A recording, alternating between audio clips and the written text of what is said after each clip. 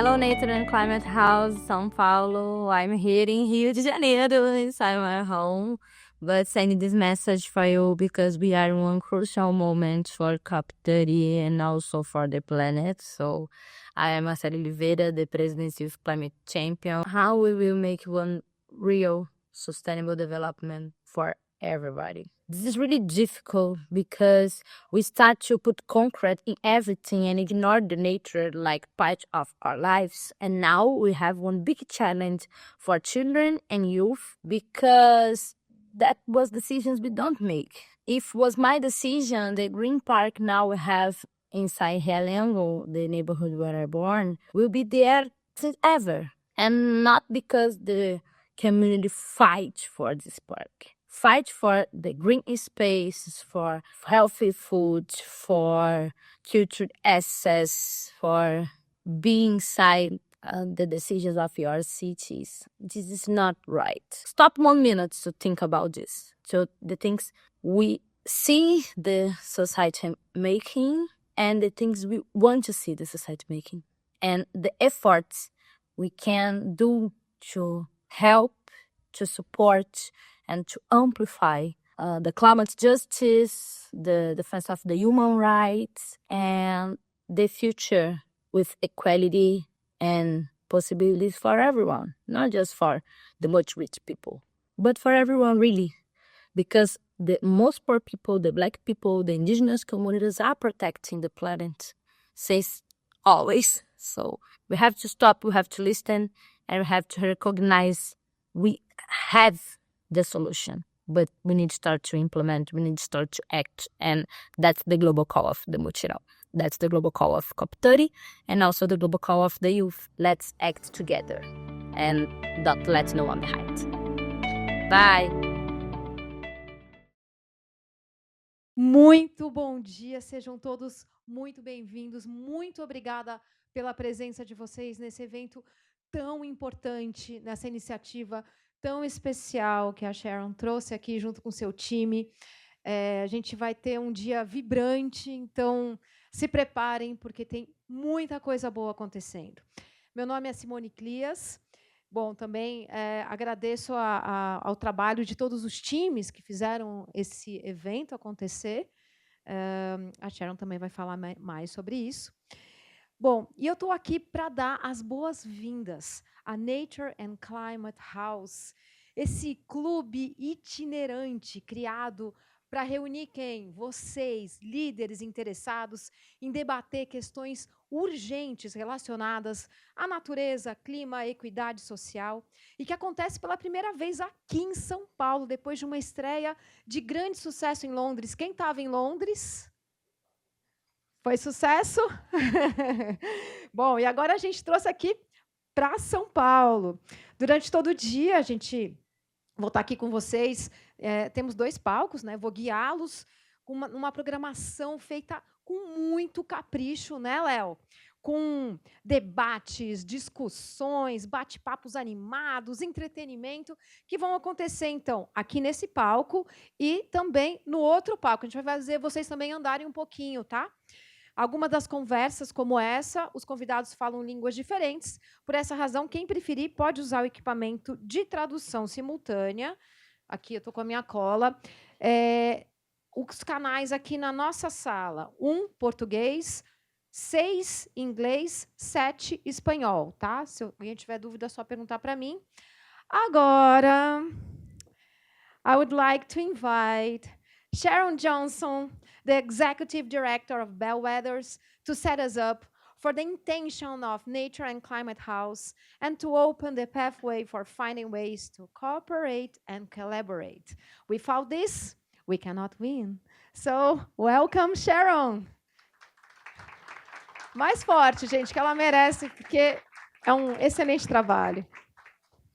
Thank you, Simone. Thank you very much. And thank you all for being here. Welcome to the first Nature and Climate House, I hope the first of many in Latin America. But today we are Nature and Climate House São Paulo.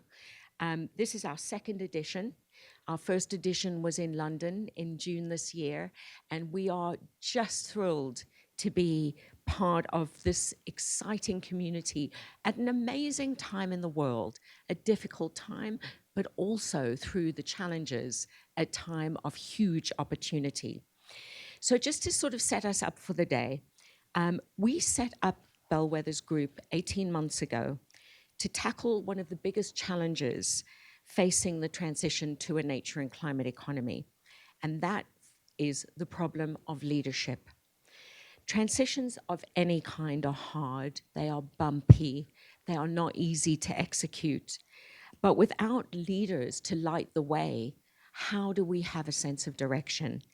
So if you are here, you are a leader. And our request for you is to use your power to help shape a new kind of an Overton window that helps us understand the context for what needs to be a massive cultural shift alongside an economic and political one. So in a fragmented world like ours, we need many, many leaders to help people find ways to participate. Nature and Climate House launched at the first South by Southwest London Festival in just June this year. We're a major partner to the South by Southwest festivals around the world. And today, you are part of an aim to build a powerful regional hub in the Latin American region and in Brazil in particular. People who care about nature and climate, but also this is the region that is going to truly define how and whether the world ever comes to understand the value of a bioeconomy. So we are just beyond excited to learn from all of you and your wisdom on many, many fronts. We created Nature and Climate House for a very clear reason. We created it as a space to welcome a broad community of leaders, people who perhaps don't feel deeply involved yet in nature and or climate, and to make sure that those groups included people from the halls of government, from the studios, the galleries, the communities, the clubs, the media labs, and the boardrooms to take time to ask the genuine questions and help to figure out their role in a transition. There are many emerging conversations that we need to have in the coming years, and we're delighted to host some of those here around the energy transition, around valuing nature, and around mobilizing capital to build resilient economies. So just a little bit of context, why did we decide this was important? For about 20 years, I've worked in a very privileged way for some of the most phenomenal leaders in modern history. And one of the things that I learned from watching my former bosses was they all have one thing in common, no matter what they worked on. And that one thing was being willing to put the needs of a wider group of people at the heart of their mechanisms for action. So irrespective of how they acted, whether I was working for a leader who was a head of state or a leader who was an activist, that one common thread was really the sort of purpose driver. And I think that in itself is something that we all can learn from. And I believe that there are thousands of ethical leaders around the world who just need to become more involved, who need to feel their sense of agency and consideration. So this week in Rio, hundreds of local leaders have gathered. They've been meeting and connecting about all of the same similar issues that we're talking about here. And that's because every city, every town, and every village is forging a new economy. And that brings us to the theme for today. Forging new economies is something that isn't one silver bullet. There are many hundreds of theses, many hundreds of ways forward, and all of them are working in their local areas. So this morning is really dedicated to understanding the bridge builders. Who are the bridge builders that are helping to bring together the different parts of these new economies? This afternoon, the segments are proof positive that resilience is built by all. we'll hear from exemplary solutionists that we hope will inspire you to discover your voice on what can be done and what is being done already. Today's events will take place across 2 stages. So we call this one stage 1, and over on the other side of the bar is stage 2. And we'll alternate between them because we hope that will keep everyone awake. So I want to offer some special thanks. I'll offer more thanks at the end of the day, but I want to start the day by offering thanks to Simone Klias, who has agreed to host the day today. She's just been an absolute treasure and a joy to work with, and thank you for your passion and commitment, Simone. One final public service announcement from me. For those of you here this morning, we hope you'll stay all day, but also feel welcome if you need to leave to return afterwards. A huge highlight this evening is a couple of speakers that we have, really remarkable speakers during our happy hour. We have a real treat in store. João Moreira Salles, the documentary filmmaker, will be in conversation with Almir Suri, who leads a very, very exciting community deep in the Amazon. And the two of them have just recently finished a film together. So we're thrilled to have the first conversation that they will have together about this documentary, as well as some wonderful Atlantic delicacies. So if you need to leave and come back, please do come back, and 6:30 is the kickoff time for that. So without further ado, let's get on with the first panel of today. This morning, we will start, as we should, with youth, with young people who are, in effect, both the purpose, but also the leaders that will have to take forward anything that's shaped today.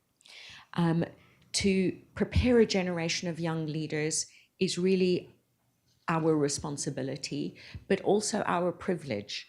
So it is my pleasure to introduce them now.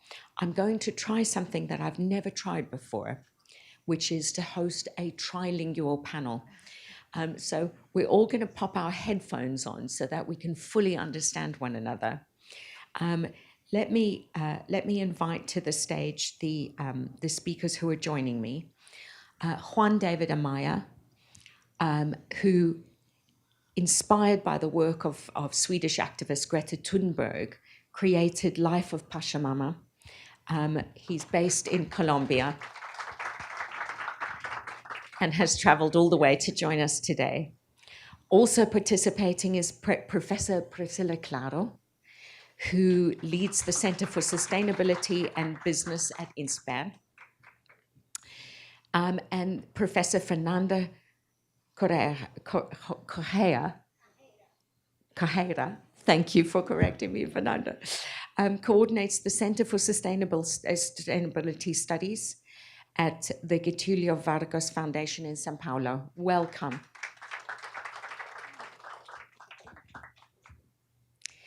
So let's swap places.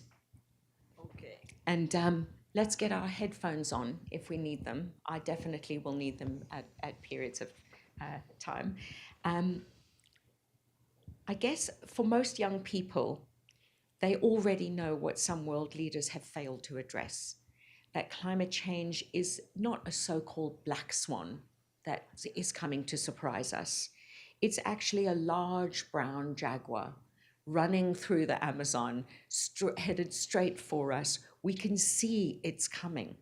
The question that young people often have is not whether, but how we are protecting ourselves as a human species and creating opportunities out of the challenges.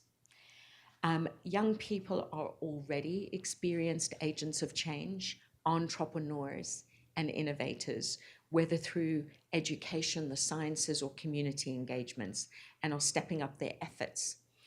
This panel is going to cover some of the questions about preparation, what's happening, where are the gaps, and what should we be looking out for and acting on. So I'm going to ask Fernanda first, just to respond to the question around the future of work. There is so much discourse in the media, on LinkedIn, wherever, in business schools, around how AI is determining the future of work. But adapting to a changing climate is a huge field of opportunity and seems to get a lot less attention. If the incentives are in place, would it get more attention? And so, Fernanda, first tell me, what are the jobs of the future and why do we have insufficient attention on those? Obrigada por me receberem aqui. Bom dia para todo mundo. Esse tema dos empregos verdes e dos empregos do futuro são muito fascinantes, porque levam a gente para um lugar de criar aquilo que ainda não existe, né? E isso é muito difícil e desafiador. Então, eu tenho estudado um pouco isso, e aí eu tenho alunas aqui da GV que estão estudando isso também, esse semestre, sobre empregos verdes. E eu acredito que um dos desafios da gente pensar quais são esses empregos do futuro é olhar para conexões e empregos que são híbridos, que vão juntar, muitas vezes, tecnologia, ética, sustentabilidade, mas que vão ter que lidar com esses desafios de um cenário que a gente não vai mais conseguir prever, né? Então, é muito imprevisível. A gente vai ter que lidar com consequências das mudanças climáticas que a gente ainda não sabe como vai ser. Então, é muito interessante para essa juventude pensar qual vai ser esse futuro, né, onde eles vão viver, e como juntar alguns tipos de profissões. Então, por exemplo, um designer de ecossistemas urbanos. A gente tem a maioria das pessoas no Brasil e no mundo vivendo em cidades. As cidades são altamente impactadas pelas consequências das mudanças climáticas. Então, aqui em São Paulo, a gente sabe muito bem, né? Temos enchentes, a gente tem frequentemente crises hídricas. Então, como seria um designer de ecossistemas urbanos, né? Que vai olhar, por exemplo, para a produção de alimentos nas cidades, né? Se a gente está tendo, inclusive, uma fuga dos jovens no campo, estão vindo para a cidade, como que é a produção de alimentos nas cidades? Né? Como que é desenvolver todo um aparato de mobilidade, de moradia, para um cenário climático que a gente não sabe prever, né? E aí, trazendo um pouco para o mundo da administração, né, das escolas de negócio, tem muitas oportunidades desses empregos do futuro, e aí a gente está vendo um monte de startups que estão sendo criadas, né, e aí juntando tecnologia e sustentabilidade, para olhar para esses desafios, esses novos tipos de organizações que precisam surgir para endereçar esses desafios que a gente nem sabe quais são ainda, né? Eu tenho um ex-aluno meu que está trabalhando com a gente lá no Centro de Estudos, e eu tenho achado a trajetória dele super interessante. Ele faz administração de empresas e ele faz também uma segunda graduação em biologia.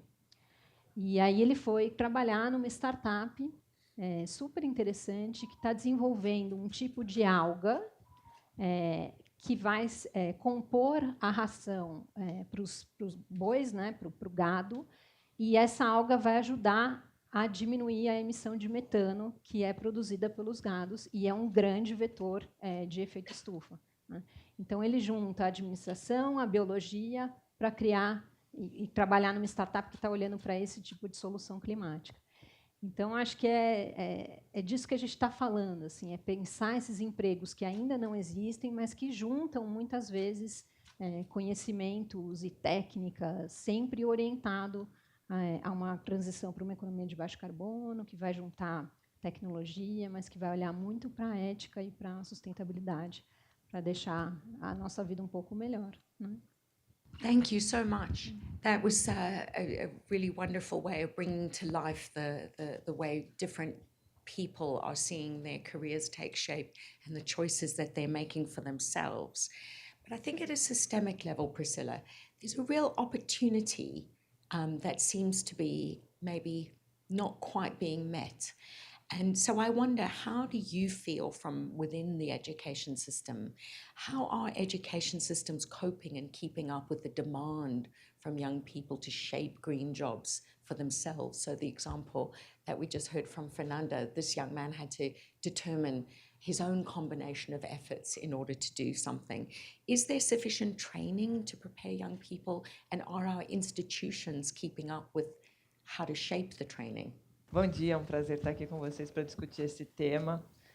É um grande desafio porque a gente está falando de novos empregos, mas a gente tem várias profissões, pessoas que estão se formando, ou já formaram, ou estudando, em carreiras tradicionais, que também sofrem algum tipo de pressão para desenvolverem competências orientadas à sustentabilidade. Então, não são só os novos empregos, mas como esses desafios complexos que a gente vive hoje, não só de clima, mas de devastação da natureza, de crescentes desigualdades, influenciam a formação, seja no ensino fundamental, no ensino médio e até no ensino superior. Então, o que a gente tem visto é a preocupação, em especial falando do lugar de fala de ensino superior, como é que a gente orienta a formação de um administrador, de um economista? Lá no INSPER a gente tem também as engenharias, que passam a olhar para esses desafios complexos, não só do ponto de vista da tecnologia, mas também da inovação social, e o direito.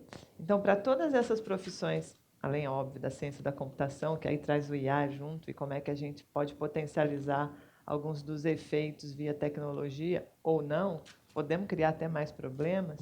Então, o que a gente tem percebido é que, independentemente da profissão escolhida e da formação escolhida, a orientação na formação deve trazer questões de sustentabilidade.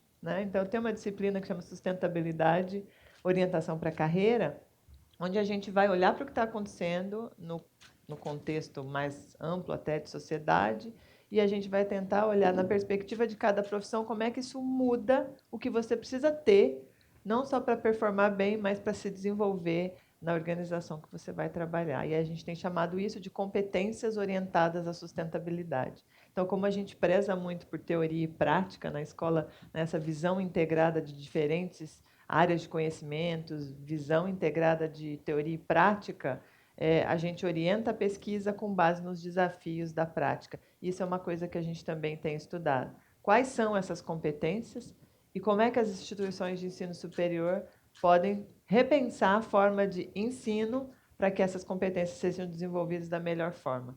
E eu gosto de falar que são 4 dimensões de competências. Tem uma primeira que é to be. Se a gente não fizer esse jovem pensar do ponto de vista de empatia e de transformar essa visão de que eu quero fazer alguma coisa por isso, eu sou protagonista nessa agenda de mudança, não adianta nada desenvolver o to know, que é o próximo grupo de competências, que está mais relacionado às competências técnicas. E aí, depois das competências técnicas, tem 2 outras que são muito importantes, que é o to do, que tem muito a ver com ferramental, a gente vai desenvolver diferentes formações, diferentes necessidades de uso de ferramentas, mas quem vai escolher a ferramenta certa é quem estiver tomando decisão. E o último, que também é super importante, que é o to interact, porque a gente está falando de não mais necessariamente só falar com o acionista, com o dono e com o cliente, a gente está falando de desenvolver diferentes tipos de habilidades para falar com diferentes stakeholders, que nem sempre falam a mesma língua.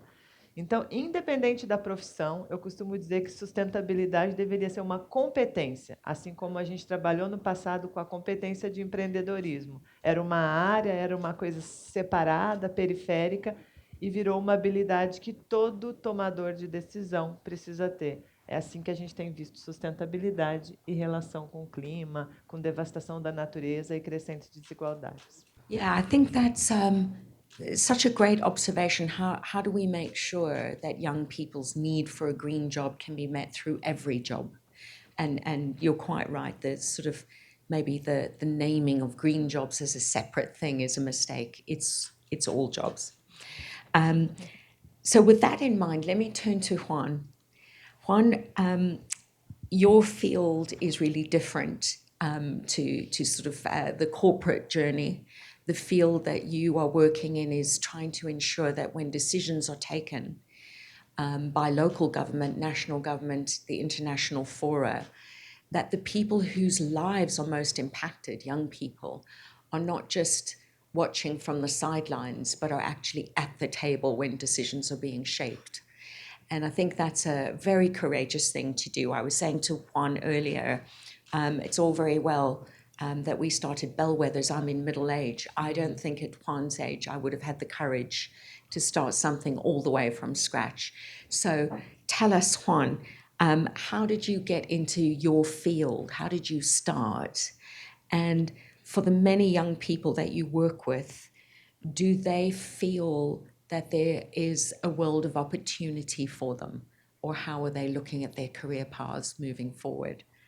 Bueno, antes que nada, voy a hablar en español. Claro. Gracias por la invitación. Qué bacano es poder compartir este espacio junto con ustedes, aprender, pero sobre todo seguir construyendo y colaborando en comunidad, porque el futuro lo construimos entre todos. Light of Pachamama, que es la organización que en este momento estoy representando, es un colectivo socioambiental liderado desde y hacia las juventudes.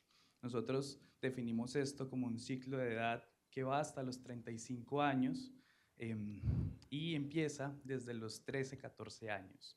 Nosotros hemos venido generando un impacto desde los últimos años con un objetivo en común, y es democratizar el acceso a los diferentes escenarios donde usualmente los niños, las niñas, los adolescentes y los jóvenes no están presentes. Un ejemplo, la COP.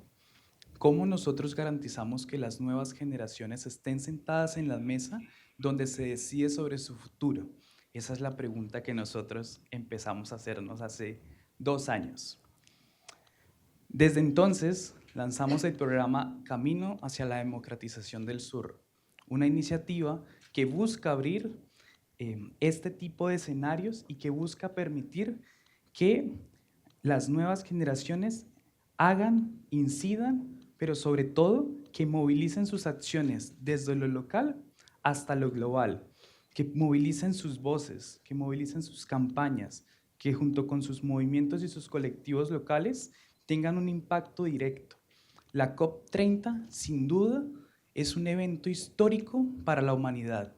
Estamos en un momento donde la inacción puede traer daños severos en nuestro futuro, donde se necesita que todas las partes colaboremos y cooperemos si queremos un futuro, ¿no? Y sin duda, hoy más que nunca se requiere que las voces hagan presencia allí. Y eso es lo que el programa ha venido construyendo. Hoy ante ustedes les cuento, aprovechando este momento y este espacio, que estamos movilizando una declaratoria por una participación justa, unas recomendaciones que junto con los gobiernos, la sociedad civil y las partes involucradas se busca justamente dar una respuesta positiva a esta pregunta que les he hecho a ustedes. Junto con diferentes movimientos y más de 600 jóvenes en todo el mundo, fue construida, fue diseñada y hoy está siendo planteada y movilizada en las mesas que van a iniciar oficialmente el lunes, pero que durante el día de hoy y mañana van a estar quienes realmente tienen un poder decisivo hacia las próximas semanas.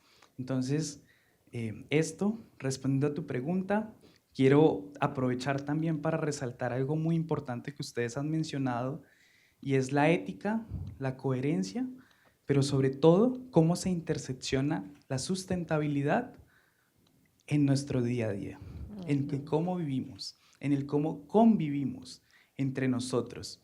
Y eso, sin duda, será una herramienta clave para forjar el futuro que nosotros estamos soñando ahora. Gracias. That's so inspirational, Juan. I mean, from 0 to 600 in a short space of time is immense. And I love this idea, this kind of structural model of, you know, circles of influence. And it's very much how we think at Bellwether. So I'm thrilled to hear how you are finding new structural mechanisms to shape leadership from the young into the institutions that are taking decisions that affect us. So speaking of the institutions that affect us and affect how we run our lives and our careers, the question really, and I want to ask both Fernanda and Priscilla to sort of respond from the different schools that you come from. What are the structural mechanisms that business schools have, or the influences that business schools have on corporations and other institutions to help what you're seeing with your students to become reality?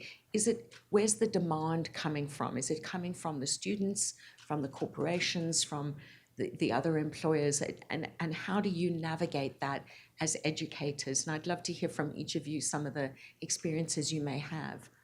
Posso começar até para contar uma história. Eu estou no INSPER, em fevereiro vai fazer 20 anos que eu estou no INSPER. Eu comecei no INSPER em 2006, ainda era um outro nome. E a gente só tinha administração e economia. E eu fui chamada na época pelo fundador, que é Cláudio Haddad, e pelo Luiz Norberto Pascoal, que é fundador da De Pascoal e da Terra, que é uma empresa do agro, Sistema B, certificado pelo Sistema B. E eles me convidaram porque eu estava acabando de voltar do meu mestrado na Holanda, tinha feito um mestrado em ciência ambiental, trabalhei no Instituto de Economia Agrícola, e aí, no doutorado, eu decidi voltar para o Brasil e estudar Direito de Propriedade e Desmatamento na Amazônia. Então, eu estava no meio do doutorado e eles falaram, a gente precisa de alguém com seu perfil, com uma formação em administração, que ensina estratégia, para desenvolver uma eletiva de sustentabilidade para os nossos alunos de administração e economia. O INSPER devia ter 100 alunos entrando a cada semestre, né? Hoje são 584, 8 diferentes cursos. E eu ofereci fiz processo de seleção, fui avaliado pelos professores titulares, diretores na época, todo mundo me olhando assim, ela vai vir dar aula no INSPER, administração e economia, vai ensinar a abraçar a árvore, como é que vai ser isso? E aí eu passei no processo de seleção, a minha disciplina era uma eletiva, a única eletiva naquele momento com esse tema. Só que a minha eletiva precisava de 10 alunos para sair e eu tive 3 alunos matriculados. E a eletiva não aconteceu. Um dos coordenadores de curso virou, poxa, a Priscila deu uma ótima aula, ela estuda estratégia, vamos trazer a Priscila para ser professora auxiliar das disciplinas de estratégia. E aí a gente vê o que faz, depois oferece de novo a eletiva. Bom, eu entrei para dar aula de estratégia e a gente começou uma revolução que foi, ao invés de trabalhar com sustentabilidade numa caixinha separada, na mesma lógica de não só pensar em empregos verdes, vamos inserir os temas relacionados à sustentabilidade nos currículos de forma transversal. Porque daí não é o optativo, o administrador economista que gostar faz. Não, a gente sabe que é um desafio que todo mundo está exposto e vai precisar lidar com questões relacionadas a. Portanto, faz parte da responsabilidade do gestor de ensino superior colocar isso no currículo de forma obrigatória, né? As coisas evoluíram, a gente começou a colocar pitadinhas disso, porque tinha uma, eu diria, tinha uma resistência, em especial de corpo docente, né, de escola tradicional, para integrar isso. E não só uma resistência, tinha falta de conhecimento também. Não é minha área de ensino, não é minha área de pesquisa. Então, eu precisava pensar em como desenvolver esses docentes para que eles, nas disciplinas de finanças, de comportamento organizacional, de desenvolvimento econômico, trouxessem questões de sustentabilidade. E a gente começou a fazer inserções transversais. Então, eu ia nas aulas desses professores, eu fazia discussão de casos. E aí a gente voltou a oferecer eletiva. Isso foi 2006, eu voltei a oferecer eletiva em 2010, 40 vagas em inglês, porque eu queria atrair o aluno intercambista, e eu tive 80 inscritos para 2 turmas. De lá para cá, muita coisa mudou. A gente tem 70 eletivas hoje que tocam nos temas de sustentabilidade. Além disso, as eletivas são todas oferecidas para todos os cursos. Então, tem aluno de Direito fazendo a minha eletiva, tem aluno de Ciência da Computação, Administração e Economia, o que é ótimo. Mas, além das eletivas, a gente conseguiu trazer para a grade curricular obrigatória os temas com base em desafios complexos. E aí, inevitável, você tem que trazer as organizações junto, né? Sejam as organizações privadas ou, em alguns casos, organizações públicas e até do terceiro setor. Por quê? Porque para ensinar sustentabilidade, mesmo que no currículo obrigatório, a gente precisa de metodologias ativas. Então, não adianta não trabalhar com metodologias ativas, porque senão, de novo, a percepção de que isso tem importância, isso vai ser aplicado, ela acaba diminuindo o engajamento do aluno no seu próprio aprendizado. Então, para contar para vocês que a pressão vem de todos os lados. Eu acho que para o ensino superior também. Veio lá atrás do fundador, depois veio dos alunos. Hoje, a gente nem precisa pensar mais na pressão, porque ela acabou sendo transformada em oportunidade. E a gente viu que existia uma grande oportunidade de fazer um ensino melhor, trabalhando com os temas relacionados à sustentabilidade. Vou trazer talvez um complemento ao que a Priscila trouxe. Nós participamos pela FGV de várias redes de escolas de negócios pelo mundo, né? Nós somos signatários, o INSPER é também do PRIME, que são os princípios da ONU para escolas de negócios do mundo todo adotarem sustentabilidade na sua grade curricular, nas suas áreas de pesquisa, na sua prática enquanto organização também, né? E, de fato, é um movimento crescente, as escolas têm avançado nas suas ofertas de sustentabilidade, mas eu vejo, e aí eu tenho um posicionamento bastante crítico, né? Acho que tem muito para avançar. Eu acho que as escolas de negócio ainda insistem em setores que, se a gente cruzar os dados climáticos, se a gente trouxer a ciência, a gente não deveria mais insistir em determinados setores, em formar jovens para trabalhar em determinados setores econômicos, né? A ciência está gritando e nos dizendo sobre isso. Então, e aí tem uma formação paulo freireana nesse sentido, a educação ela é sempre política. E as escolhas que a gente faz são escolhas que importam. Então, eu acho que, sem dúvida, caminhamos todas as organizações do ensino superior, e aí do campo que a gente atua, né, que é a administração, mas eu acho que tem um trabalho ainda muito importante a ser feito. Mas, para complementar bem brevemente, falando das estruturas e das pressões, lá na FGV eu coordeno o Centro de Estudos em Sustentabilidade, que é o FGV-SES. É um centro de estudos bastante grande que faz pesquisa aplicada, isso significa que são projetos de impacto social. E é um centro que existe desde 2003, foi fundada pelo professor Mário Monzoni, cofundada por ele. E ao longo desses 22 anos, a gente vem trabalhando com diversos tipos de pesquisa aplicada nas temáticas de sustentabilidade no território brasileiro, tem muita coisa na Amazônia. E isso é algo muito interessante, porque a gente acaba trazendo a necessidade das empresas, dos governos nas suas várias esferas, na municipal, estadual e federal, das organizações da sociedade civil, das juventudes, que têm uma demanda sobre pesquisa, né? E olhar para esse impacto com base em dados, né, em ciência. Então, ter um centro de estudos dentro de uma escola de negócios é uma forma de aproximar esses stakeholders. É um lugar que é muito interessante, porque as empresas, os governos nos buscam por ser academia, por trazer um olhar e né, a gente estuda as coisas, a gente faz tudo baseado em evidência. Então, é um stakeholder importante entre todos esses outros para fazer a agenda de sustentabilidade avançar. Então, eu acho que é um diálogo que tem acontecido entre academia, empresas, governos, sociedade civil, que é importante, é frutífero, mas...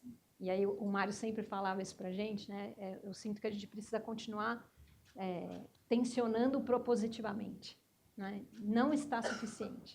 Acabou de sair o relatório do Emissions Gap. O cenário não é bom. A gente precisa correr. E aí as escolas de negócio têm um papel muito importante nisso. E acho que o último ponto a gente estava conversando ali antes de começar, e o Juan estava conversando com a gente também, e é lindo esse trabalho que ele está fazendo, né, de dar voz nesse processo de tomada de decisão para os jovens que vão ser impactados, né? Eu tenho filhos de 11, 13 anos e eu, outro dia, me peguei pensando nisso, né? Será que eu vou ter netos? Será que os meus netos vão viver em qual mundo? Um mundo com 3 graus a mais na temperatura média da Terra? Como vai ser isso, né? Mas os jovens também precisam ter o espaço em discussão dos currículos das organizações onde eles são formados, né? Eles terem voz, escolher o que eles querem estudar. E esse espaço na academia eu não vejo ainda tão disseminado, né? Trazer, de fato, a voz dos jovens no processo da sua formação, né? Acho que o trabalho que o Han está fazendo é muito inspirador nesse sentido. Thank you. So, yeah, I think we've sort of agreed that all jobs should be green jobs fundamentally, and it shouldn't be a label off to the side. And that the institutions of academia have a huge influence. And I agree with you very much that that all of us, in a way, are political, but we don't have to be politicized. And those are very different things. And that, for me, is a big issue. So that brings me back to Juan, because you are really sort of trying to reshape decision-making processes but to be more inclusive and to sort of have the voices of the most important stakeholders within them. For the young people you know that maybe aren't activists but are concerned and want to be engaged, how do you see them? Do you see them as frustrated? Do you see them as motivated? What are some of the emotional responses that are driving people's engagement? And what can we learn from Life of Pachamama, your organization, about getting young people involved and giving them a sense of agency in place of perhaps despair? Yo voy a iniciar con algo que me pareció muy interesante y es el resultado de la discusión que estaban teniendo nuestras dos profesoras.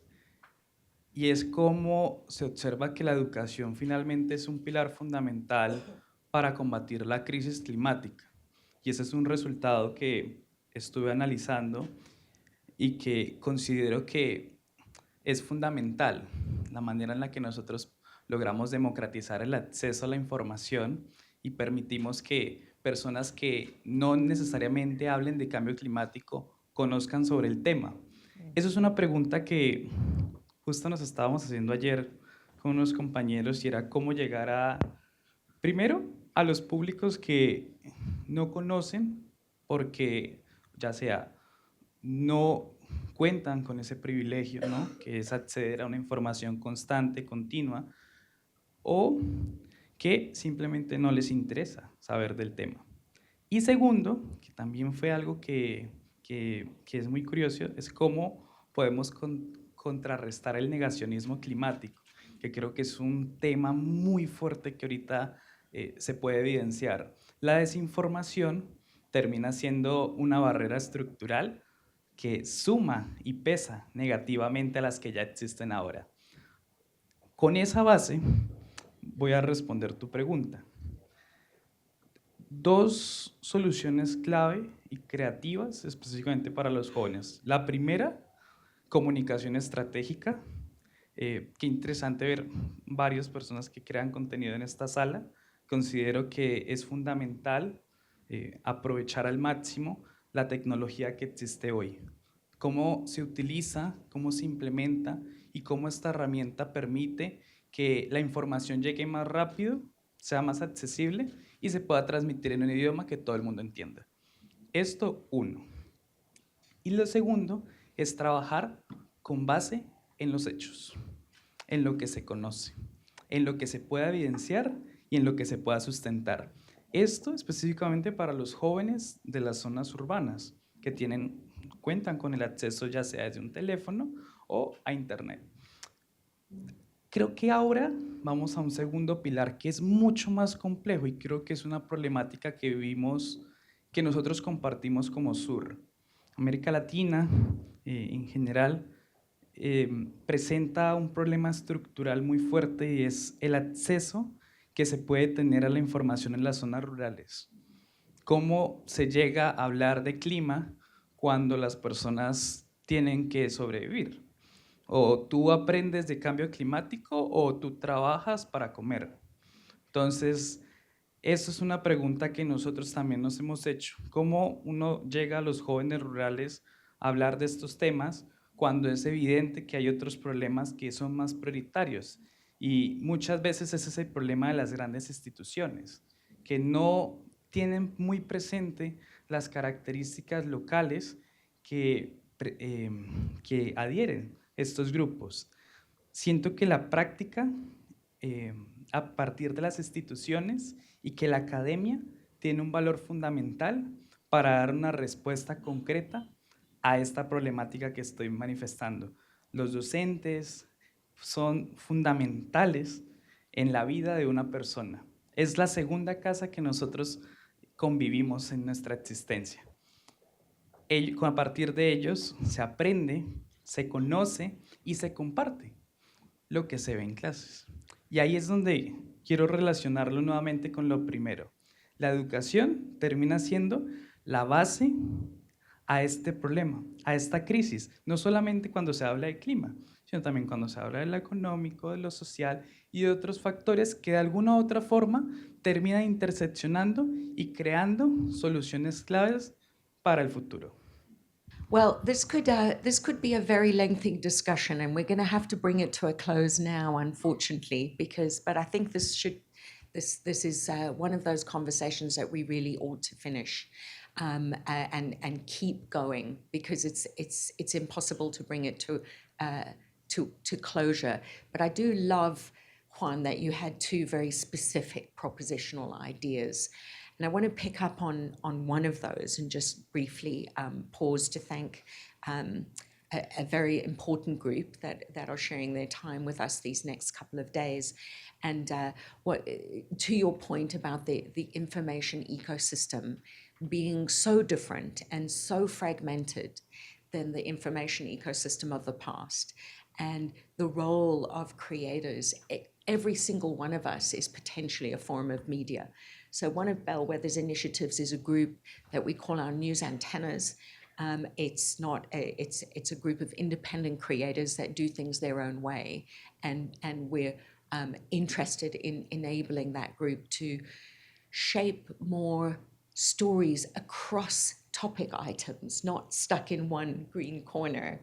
And so I really want to sort of have a special welcome from all of us to the group of creators that are with us here as the sort of inaugural Latin American News Antennas Hub. In the front row, there's many brilliant people, so we hope that many of the stories that you are sharing will also influence and enthuse this community. And I think that's really important. I think it's also important that you raise the point of there seems to be a choice between survival or understanding climate, and it should be understanding climate for survival, and how are the different institutions enabling that. I think that's a really important point that you raise, whether urban or rural. Obviously much more of a gap for rural communities, but it's an issue across the board. So thank you for sharing that. So I think that just a quick round, because we're going to close off and go to stage 2 in a moment, is one quick thing from each of you. If you could propose one thing that you're working on that you would love to take further, what would that be? Yo creo que me produce mucha emoción cuando uno está en este tipo de espacios y se da cuenta que no está solo. Se da cuenta que desde el otro lado del mundo también se está luchando, también se están levantando día a día para enfrentar esta crisis. Me da emoción, me da energía y me inspira conocer esas historias, aprender de ellas, poder trabajar con ellas y entre todos poder forjar ese futuro que nosotros soñamos, con esperanza, con ilusión, pero sobre todo un futuro donde logremos sobrepasar estas crisis que estamos viviendo ahora, entre todos, en comunidad, en movimiento. Thank you. Final word, Priscilla. Difícil, né? Uma final word. Mas acho que talvez seja acreditem no poder da educação para também ajudar a resolver os problemas da sustentabilidade. Gosto muito do que Juan disse. Se a gente não melhorar a renda das pessoas, nada disso vai ter efeito em escala. E a gente tem certeza, porque baseado em evidências, a renda se melhora por meio de educação. Então, se a gente tiver que fazer um investimento só, se a gente tivesse que fazer uma escolha, eu escolheria: cuida da educação de uma criança, cuida da educação de um jovem, cuide da educação de um adulto. Fantastic, thank you. And Fernanda, last but not least. Yeah. Eu passei 4 anos do doutorado estudando imaginários, né? E é muito interessante perceber que nós somos seres que têm essa capacidade única de imaginar. Imaginar significa criar algo que não existe. E é disso que a gente está precisando, né? Acho que, como humanidade, a gente está repetindo os mesmos erros, e a gente está esquecendo essa nossa potência, que é uma potência humana, que é essa potência de criar essas coisas que não existem. Então, a gente precisa criar esses futuros, futuros possíveis, futuros desejáveis.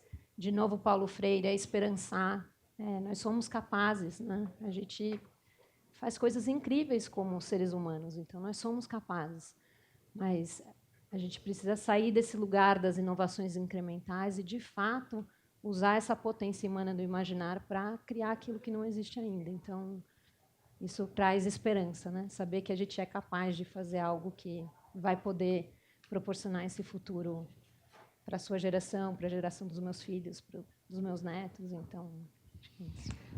Well, thank you all for sharing your time with us today and for opening the questions that really we need to debate and discuss and continue to debate and discuss much, much more moving forward. Thank you all so much. I'm going to hand you back to Simone, who's actually now on stage 2 on the other side of this floor. So if you want to start to make your way to the other side of the bar, you will find the next panel discussion there. Thank you.